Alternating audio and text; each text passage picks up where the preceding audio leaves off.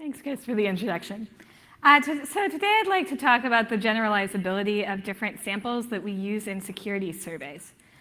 So in the past about 5 years, over 30 papers in the top 4 security conferences have used a survey in which users or developers responded to some human-written questions. And over 100 security-related papers have appeared in other conferences also using survey measures. And often a question that we have about these surveys we conduct is how generalizable they are. So when we go out and we request responses, are we really representing, say, the opinions of the US population or the opinions of some set of developers? And so in the talk today, we're going to explore how generalizable different surveys about security and privacy are in the US in particular. To back up for a minute, we should talk about the ingredients of surveys. So when you're conducting a survey, you have some set of research questions you want to answer, some set of constructs that you're going to use to answer those research questions, and then you're going to design a set of survey questions in order to measure those constructs. So in a more traditional measurement kind of style, we would identify some metrics and write some code in order to record those metrics. In this case, we're going to write some words in order to measure these constructs using survey questions. After we've asked our questions, written our questions, we're going to collect a sample of responses to those questions. So we very rarely can ask all of the people that we want to talk to, so we take a subset of them. And finally, we do some statistical analysis to ultimately answer our research questions. Today's talk is going to focus on the sample portion.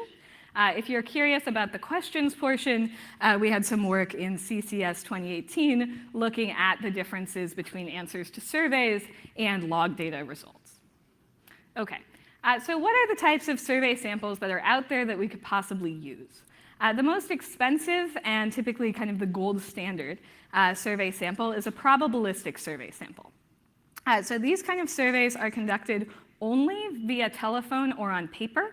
And the reason for that is that you need to have a sampling frame that gives you a one-to-one matching between people in a population, like say the US, and a telephone number or mailing address. So you need to have a non-zero chance of reaching anyone in the population. And in the case of telephone surveys, they'll match them up with mailing address samples. They'll figure out who doesn't have telephone access in a particular demographic they'd like to sample, and they will actually go give those people telephone access so they're reachable for the survey. What this non-zero chance of reaching everyone in the population allows you to do is it allows you to do statistical weighting once you actually get your responses back to figure out how well you actually captured all of the possible opinions in a population. So as a quick example of this kind of weighting, if I have a population of animals in the jungle, there's 1,000 animals in the jungle, I'm going to throw an ice cream party for the animals, but I don't have time to go survey every single animal about what flavor of ice cream they want. So I take a random sample of 100 animals in the jungle, and only 40 of the tigers actually respond to my survey. So there's 50% tigers in the whole population, but only 40% tigers in my sample. And therefore, since tigers have different preferences from the other animals, if I generalize just from the sample, my results are going to be a bit off. So I need to do some weighting. And in order to do that weighting, I'm going to look at the ratios of the tigers in the whole population to the ratio of tigers I got in my sample. And I'm going to weight up the responses of the tigers in my sample by 25%. So I'm going to say, well, instead of actually needing 10 chocolate ice creams, I need 12.5 chocolate ice creams, and then times 10 in order to have an ice cream party that meets everybody's requirements. And if I hadn't done this weighting, I would have reached a different conclusion about the prevalence of tigers' opinions on ice cream. This is the same idea for probabilistic surveys. Now, these probabilistic surveys are very, very expensive to conduct because you need a lot of statisticians, you need people to be calling up folks on the telephone or mailing out surveys, so on and so forth. So we have other alternatives. There are nearly probabilistic samples where you recruit people to be part of a survey panel where they're going to be asked to take many surveys, but they're recruited in a probabilistic way. We have census representative non-probability samples. So this is where people are asked to take part in a survey panel through airline frequent flyer programs, church charities, so on and so forth. They get asked to do a couple of surveys every month, and they get paid for doing so. If you use one of these panels, you can get respondents whose demographics look like the US population, but you can't do this kind of weighting because these participants weren't randomly sampled, and they're a little bit different than your average participant because they get surveyed a lot. Then, of course, you have crowdsourced samples, and this is what the majority of surveys are that are in the security community. So crowd workers do tasks for small amounts of money, 10 cents, couple of dollars, and they were traditionally doing work that would help with machine learning labeling. Now they're often answering researchers' surveys. But they differ from the general population in that they spend a great deal of their time online doing these tasks. They also tend to be younger and actually better educated than the general US population. And finally, we have convenient samples. So these are very, very cheap. This is like I go and post on my Twitter, and I ask everyone at S&P to take a survey, and then I write an S&P paper next year, and I say, great, I know how the US opinion feels about privacy because I asked people who are on my Twitter feed. Sometimes these can be useful, but they end up with a lot of biases based on the sampling. Okay, so in this work, we compared this probabilistic, randomly sampled telephone data with a census representative web panel and with Amazon Mechanical Turk. And you can see the differences in pricing for collecting these surveys at the bottom. Okay, so we compared answers to questions about internet behavior, information sources for protecting yourself online, knowledge of various protective behaviors, and negative experiences with security and privacy. And these questions were drawn from Pew surveys and other pre-existing, pre-tested surveys. So in internet behavior, we asked whether people ever use the internet for social media, to apply for a job, to buy products, etc. In the case of information sources, we asked where the person turned for advice about protecting their personal information online. We also asked about whether they already felt they knew enough about things like choosing strong passwords, managing privacy settings, and protecting their security when using public Wi-Fi. And finally, we asked whether they had ever had one of a series of negative experiences. In order to compare these different samples, we did a statistical analysis question by question, and we looked both at the overall samples and at subgroups in the samples divided out by age and by education. And if you're interested in checking our statistics or looking at the code that was released with the paper. Okay, so overall we find that both of the online samples, so both the panel that was census representative and the crowdwork sample, are significantly more likely to report engaging in a variety of online behaviors. So they did more of all of the behaviors that we asked about. The census representative web panel in particular was more likely to report having had a bunch of the negative experiences. So they were more likely to report having had an account hacked at some point in time, having lost a job because of something they posted online, etc.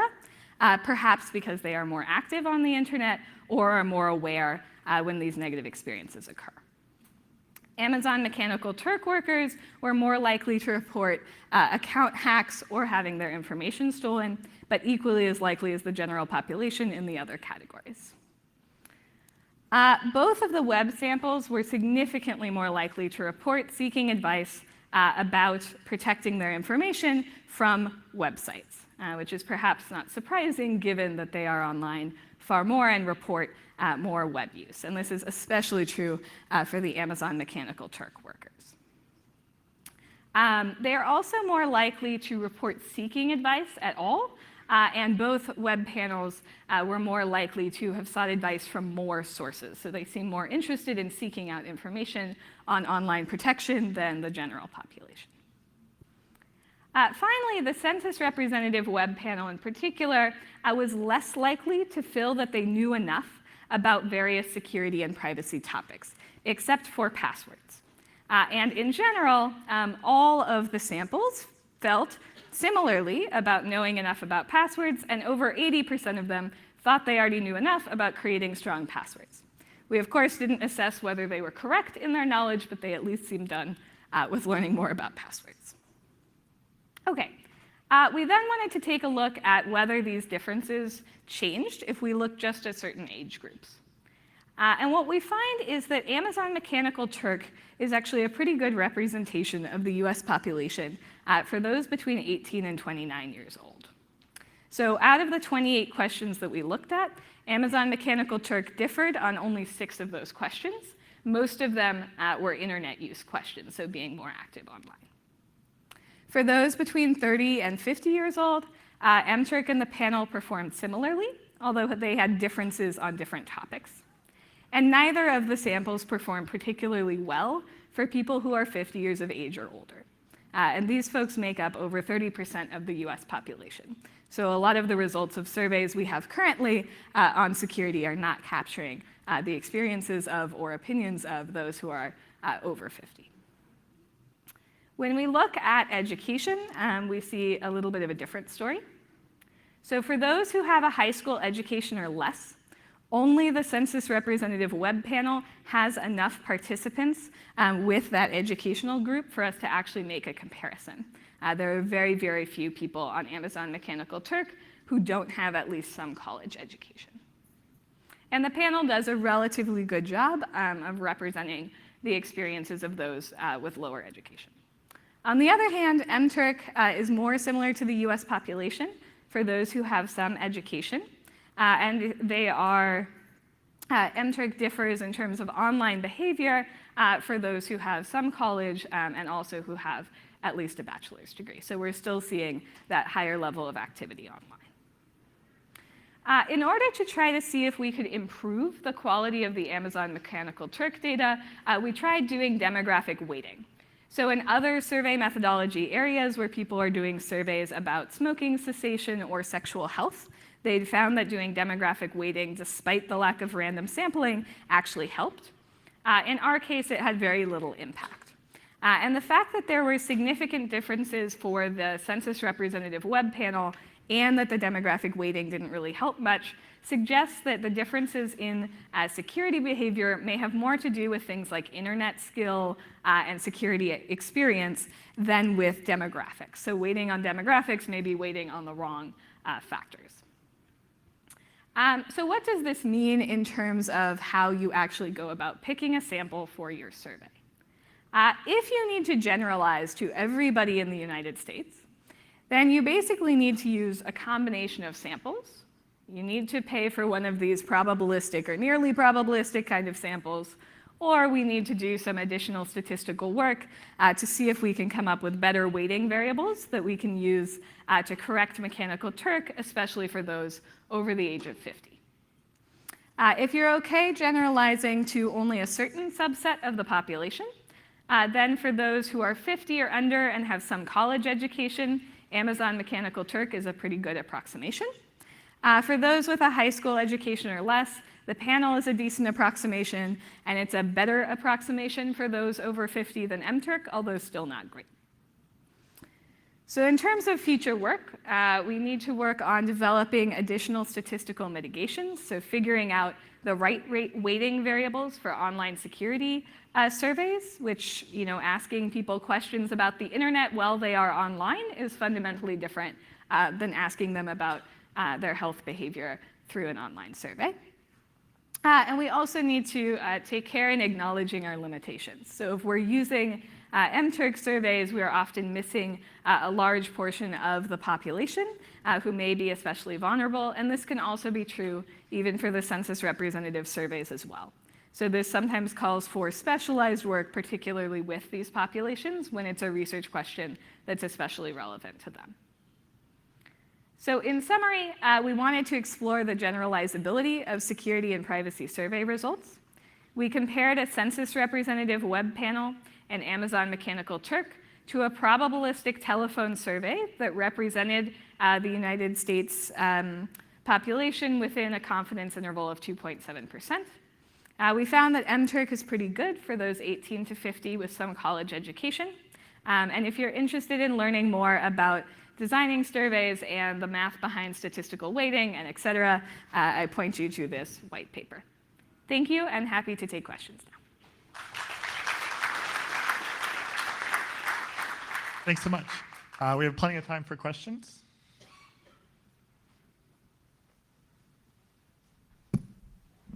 Luke Desitaus from Samsung Research America. Now that we have these results and we're aware of the limitations of MTurk, for example, which is used very, very often in a lot of these research papers, what would your advice be to paper reviewers who now need to judge whether a survey is sufficient or if the authors need to go and maybe instead of just an MTurk survey, they should go do even more, something more representative? What advice would you give to reviewers now that we have this information? Sure.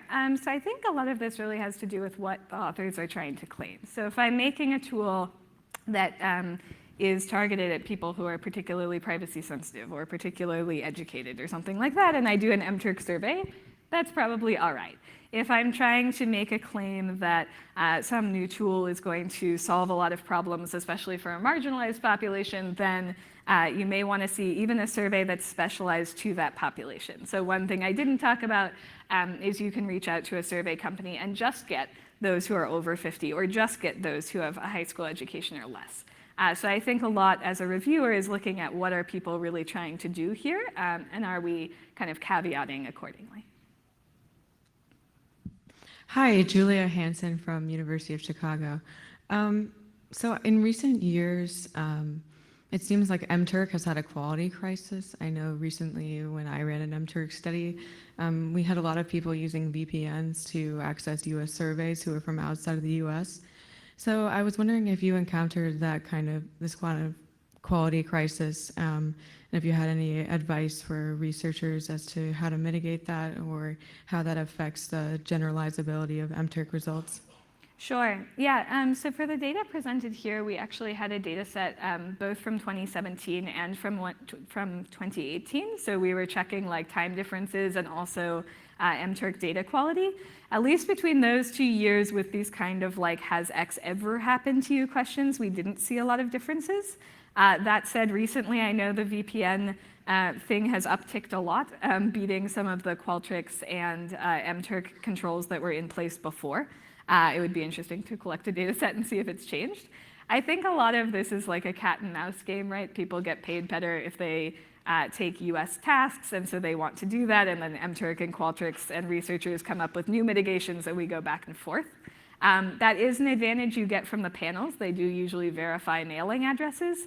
We didn't run into those issues here, but I think it's always a concern and sort of emphasizes the need for sometimes collecting more than one sample from more than one platform to make sure something wonky didn't happen. So Tobias Fiebig, TU Delft. So I was wondering, the US are not the world, especially not in the internet. Do you have an intuition if this would be different in other countries? Sure.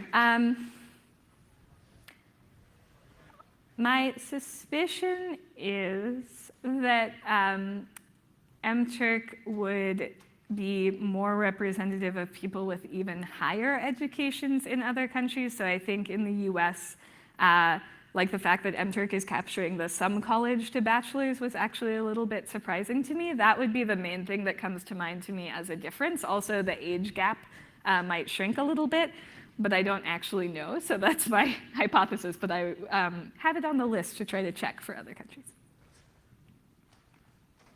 Well, let's thank the speaker.